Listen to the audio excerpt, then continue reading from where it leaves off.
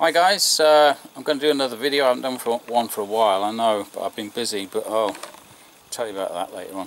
What I'm going to talk about today is Waterfed brush and how hard you should actually press on the glass. You don't really need to press hard at all. I mean, some of you know this already, but many people, they really press hard and you don't need to.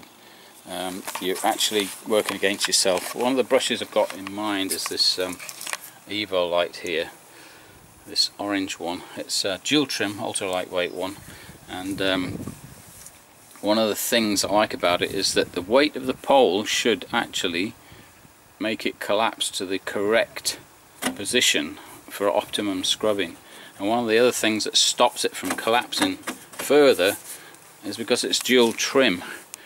Okay, the center black bristles help for scrubbing power, but they're also to help the brush stop collapsing to the point where it's hopeless like that. You're working against yourself when the bristles are against the glass like that, because you don't want them like that. You want the tips, which are more effective. If I let the weight of this pole go against the glass, you've got the optimum.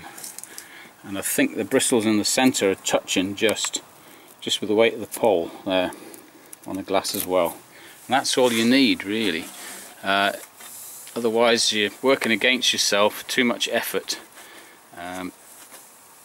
If you're trying to press too hard on the glass, you only need a light touch. Let the brush and the pure water do the work for you. And as long as you can get in the corners like that, which this brush does fantastically. I use other brushes, but I do like this because it's been set up the right way. So that is brilliant. So have a look at your brush and see what it actually does.